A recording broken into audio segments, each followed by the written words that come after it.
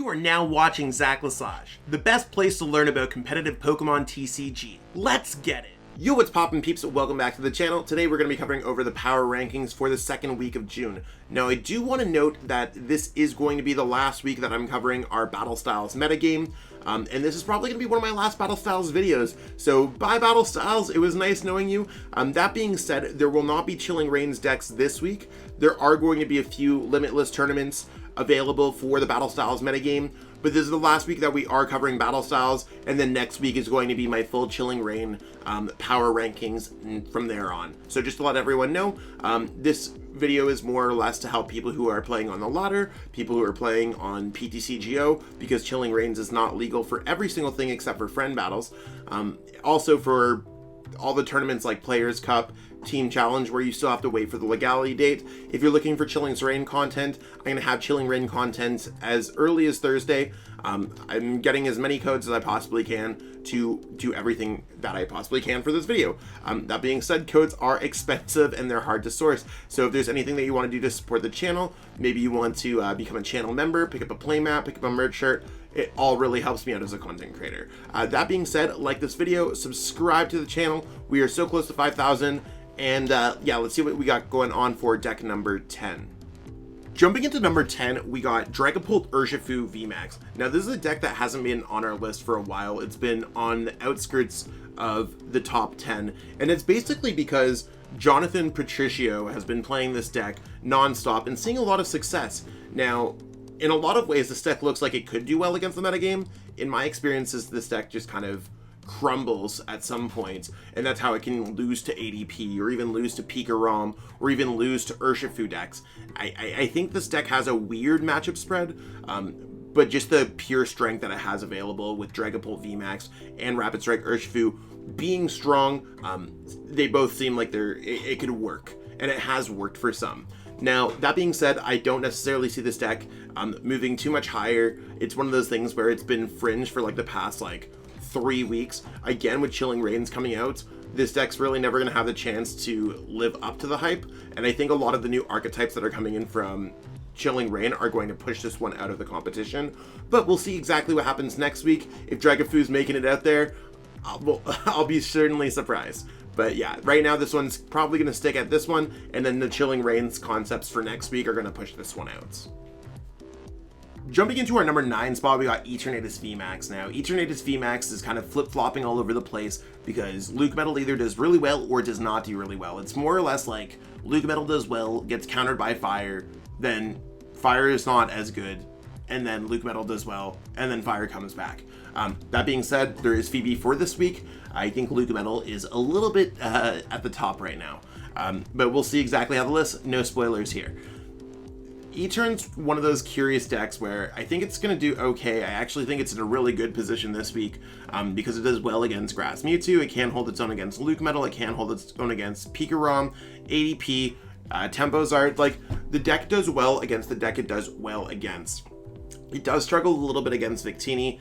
It does have a slightly unfavorable matchup against LUCMETAL. And I mean, decks like TEMPOZARD can beat this deck. So what does that mean for this deck going forward? If you're comfortable with E-Turn and you're getting ready for the Players Cup, I recommend you play E-Turn at this point. If you are looking forward to the Chilling Reigns metagame, we do have Galarian Zapdos. There are new supporters that should beat this deck. I think that E-Turn's probably going to tag along, probably within a lower placement. So I could see this deck going anywhere within the lower half of 6, 7, 8, 9, 10. And I know it's already at 9 now. It might take a dip for a couple weeks while we figure out the metagame, but a lot of people also have the cards for ETERNATUS while they're struggling to get the Chilling Reigns cards. I know that I have a lot of cards that I need to pick up from Chilling Reigns, and I might even play E-Turn for a couple of the early events. So do keep that in mind. I think people, if they hate E-Turn, are going to play counters to it in our upcoming Chilling Reigns metagame. But for this week, if you're getting prepared for the Players Cup, I think E-Turn's probably more of a fine choice than more people will say. I'm not necessarily a super huge fan of this deck right now, but it's definitely one of the more neutral-ish decks that can do well.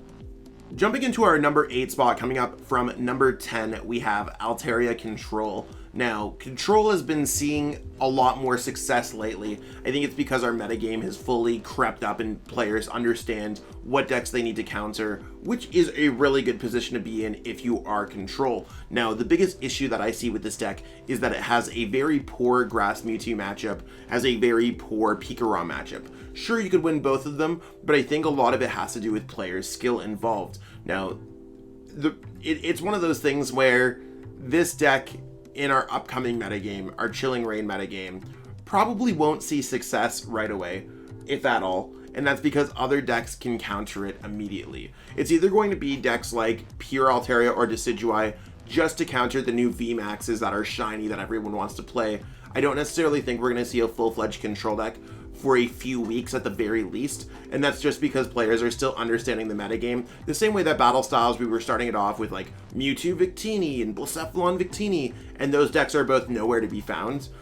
So I think while players discover what are the best decks in this upcoming metagame, they're not going to necessarily play around with Control in tournaments, which is going to lower it to probably just not being on our list.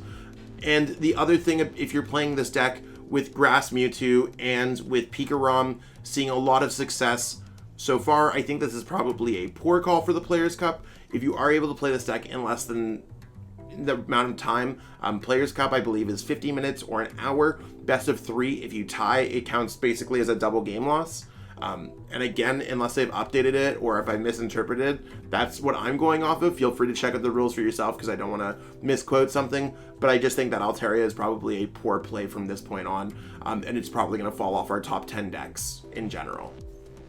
Jumping into our number 7 spot, we got TEMPOZARD here. Now, it was previously number 4, so it dropped a few spots. I think a lot of it has to do with just like a lack of 2 out of 3 events this week, and just like player differences while they're testing for bigger events like the Players' Cup and other upcoming events. TEMPOZARD is one of the earlier decks that we've seen. It's boring for a lot of players. I think that sure it does well against Victini, Grass Mewtwo, stuff like that. It's one of those things where it also was losing to Rapid Strike URSHIFU at the beginning of the week, and I think a lot of people just stopped playing it. Rapid Strike URSHIFU was a top performer last week, and it's one of those things where it probably is tied to the correlation of TEMPOZARD more than we think. So that being said, I think TEMPOZARD's fine. I think TEMPOZARD's a great call for the Players' Cup 4, with it being 2 out of 3. I personally played this deck at a tournament. I was able to make top 4. I don't necessarily like how you are very goal oriented every single turn, to the point where it's not like I need to do this turn. It's I specifically need a Welder. I specifically need a Giant Hearth. There's too many specifics for this deck for me to fully enjoy playing it, but I do think it is a strong contender for sure. So it might just not be my playstyle at this point, but I do think it is a great call for the Players' Cup 4. That being said, I think that this deck could see success in our Chilling Reigns metagame, so we'll have to see how that goes. Basically because Blacephalon can kind of cater its Fireball Circus against VMAX attacks and scale its damage efficiency. So I think that at number 7, this is fine. It's probably going to be a lower pick as players play more Chilling Reigns cards later on this week. Jumping into our number 6 spot, we got Rapid Strike URSHIFU. Again, we're going to go with the Chinchino version. This version has been more successful overall, but dropping from number 1 and number 6 is a big deal. And it comes down to, why did this happen? This deck struggles against Victini in my experience. So when you're playing Victini, and Victini is one of the best decks in the format, and it's continuously seeing success, that's going to counter this deck a little bit. And on top of that, there's Grass Mewtwo. I think Grass Mewtwo can do well against this deck. I think that PIKAROM, since this version does not play Jirachi GX, can beat this deck. And I think that LUCMETAL is coming back to beat this deck. And even ADP can hold its own. So it's one of those things where, like, I think Rapid Strike URSHIFU caught the wrong end of the coin this week. Now, that being said, I think that this deck's still an alright call for the Players' Cup. It's kind of proven itself that other decks like Victini, LUCMETAL, and PIKAROM all can hold their own against it. So be careful for some unfavorable matchups, some very close matchups, and all that good stuff. Now, when we're talking about our Chilling Reigns metagame going forward, I think that this deck can still hold its own as one of the best fighting type decks that we have in our current game. We kind of need that in order to kind of round out our meta game, if that makes sense. So it's one of those things where Rapid Strike Urshifu is probably still going to be a top 10 deck next week. And I think it's still probably going to hold its top 10 spot overall. If anything, the Sword and Shield metagame is to say anything about this deck can see a lot of success. And I think it's one of those like balances that it's a necessary evil in our top 10. Jumping into our number 5 spot at the halfway mark is ADP ZACIAN. Now, it was previously number 6, so it moved up a spot, which, I mean, I think it's just a fluctuation week by week, where if a deck's moving 1 or 2 spots up or down, that just seems totally normal. It is just, sometimes it happens. I think ADP is just like, people are viewing it as the true neutral deck of the formats, and I think it's just one of those things where it's always an acceptable choice, and always not the greatest choice at the same time. In a brand new metagame, or in a weaker metagame, ADP is quite strong because you could prey on weaker players, weaker deck choice, things like that, or an unknown deck choice. And that's not to say ADP is only to beat weaker players. I mean, I've definitely had this deck hand my butt back to me a few times. Now, ADP going forward for the Players' Cup, I think, again, I wouldn't necessarily say it's a great choice. Probably won't go 7-2. Could go 7-2. It really seems like it's luck of the draw at that point. If that's what you're looking for, that might be the best strategy for you. If you are looking forward to Chilling Reigns, there are some great cards coming out in Chilling Reigns. I think there's, is it Echoing Horn that can bring cards back? Similar to a Mawile type effect that could be very good in ADP. So, might be wrong on the name of the card or a little bit here or there, but from what I've read, it seems like it's pretty cool. Still got to brush myself up on all these new names. I haven't got a chance to open up as much Chilling Reign as I want. But that being said, I think this deck's definitely going to be top 10 next week. Probably higher up on the list than it normally is. So it's probably going to still probably be around the same, but it's not going to be like it might make the list like ETERN and stuff like that. So we'll see exactly how ADP reacts to the new cards. Jumping into our number 4 spot, we got PIKAROM. Now, PIKAROM went down from number 3 to number 4. Again, similar to ADP, I think it's just like a natural ripple in our metagame where things can go up or down 1 or 2, and it's totally normal and fine. So I wouldn't be scared about that. I think that this deck is well positioned this week. Going into the Players' Cup, just seems like a lot of the top players like playing this deck. They continuously see success with this deck. This current build does well against the particular metagame, and it's one of those things where the deck's proven itself over and over again. I don't necessarily need to talk about why PIKAROM can continuously see success or why it won't see success. That being said, it's one of my top picks for the Players' Cup this week, and I fully intend on playing at the time of this video. Maybe I'm going to change it up and play Grass MEWTWO or something. I still have a lot of testing to do on top of Chilling Reigns week. It's a fun week as a Pokemon content creator, okay? But it's one of those things where I think PIKAROM is just in a great spot. I like playing the deck, and it's cool. Seen success with in the past. Going forward with Chilling Reigns, I think that PIKAROM is probably going to be alive till the end of it, till its end of life. So PIKAROM is more or less going to rotate once we get Evolving Skies. I think it's going to be played to success until the end of Evolving Skies. If it already made it past the hurdles of Colossal, losing Lightning or Thunder Mountain Prism Star, it could get past Rapid Strike Urshifu. Every single counter that came along PIKAROM's path was more or less able to be trumped by PIKAROM by changing the deck list or players playing differently. I think PIKAROM's just in a really good spot going forward, and we'll have to see how it goes, but it's definitely going to be a top 10 deck next week in my opinion. Jumping into our number 3 spots, we got LUCMETAL. So LUCMETAL had a huge jump going from number 7 to number 3, and there's a lot of factors that kind of go into this. LUCMETAL won a lot of the smaller events during the week, and I have to add that up somehow. And then it just continuously saw success at kind of a mid-level range. Now, I think there was a LUCMETAL that made top 4 at Chill. There was a few LUCMETALs that squeaked through the cracks that really push it towards a number 3 spot. Now, that being said, I think that LUCMETAL is in its worst spot, arguably, than it's been in a while. So if I was a LUCMETAL player, I wouldn't have been playing LUCMETAL this whole time, because now with this deck being number 3 at the power rankings, people are noticing the deck. We might see more Victini, we might see more TEMPOZARD, and especially with Welder decks doing better in 2 out of 3, I think that LUCMETAL, although it can squeeze through the cracks, and I do like its matchup spread, it's just not as strong as other decks, because you can't really outplay your opponents in those matchups that you lose against. There's multiple times where you're going to be, if you hit a Giratina, you're going to be like, awesome, I probably just lose against a Giratina Fire deck. You really can't do too much in those matchups. So that being said, I don't necessarily like this deck for the Players' Cup, even though that I love LUCMETAL myself. It's one of those things where I would recommend against it for the Players' Cup, unless of course you're a player that only knows how to play LUCMETAL, or basically mains LUCMETAL and would play other decks worse. To put lack of a better terms. Now, going into our Chilling Reigns metagame later on this week, I think that this deck is going to see a lot of success. Basically off Zamazenta V. Zamazenta V can block all the new VMAX Pokemon.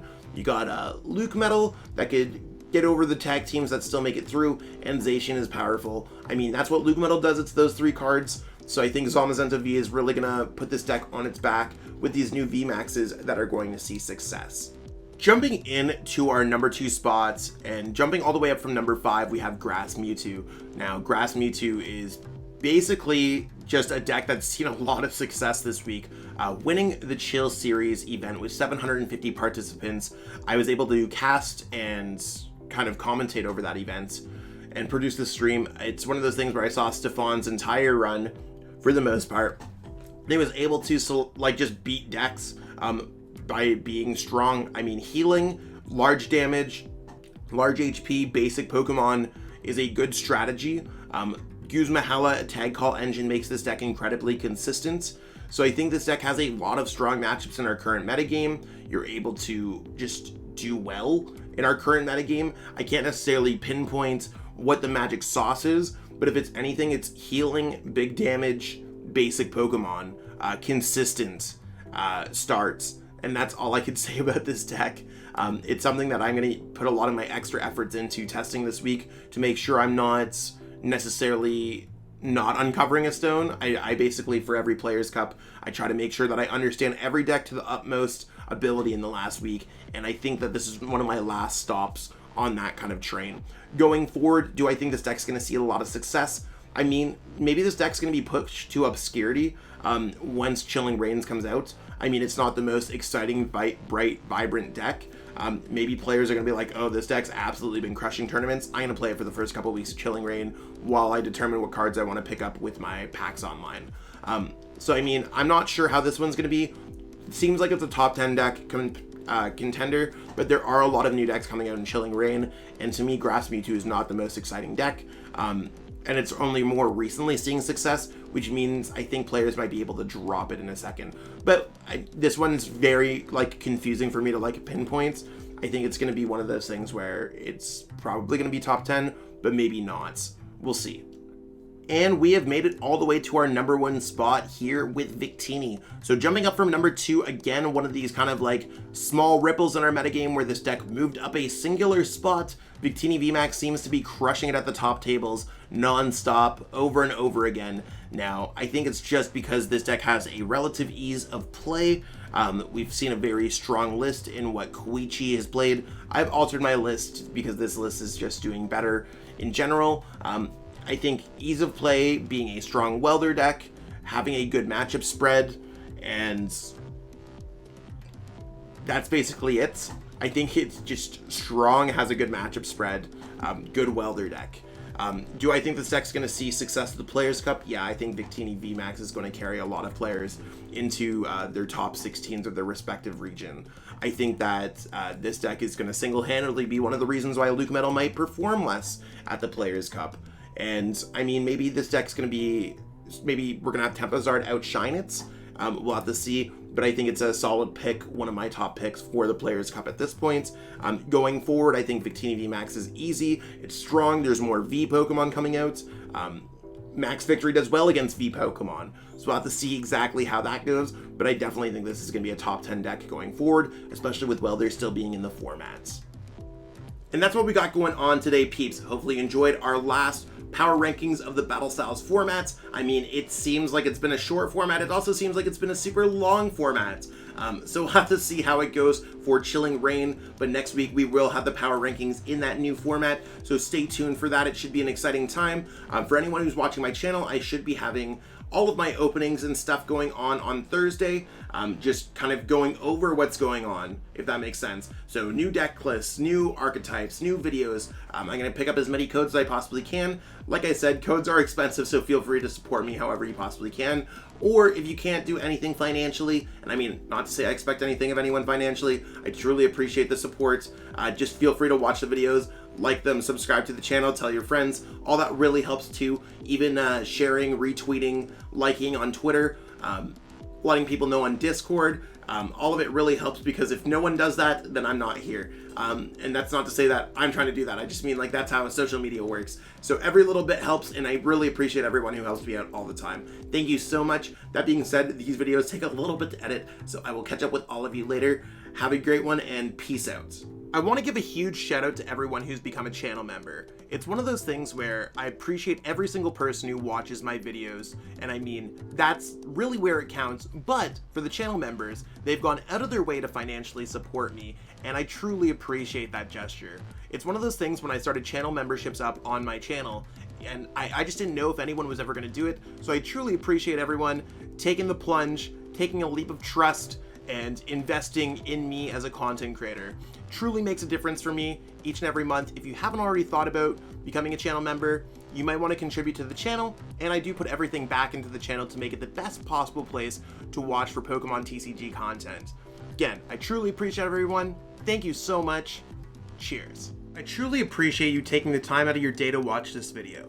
It means the world to me. And my goal with this channel is to spread my love of the game and knowledge with our entire Pokemon TCG community. If you haven't already, help signal boost this video to other Pokemon TCG fans by liking it, sharing it with your friends, and subscribing to the channel. Hopefully we reach our goals really soon. Check out this recommended video, and have yourself a great day. Thanks.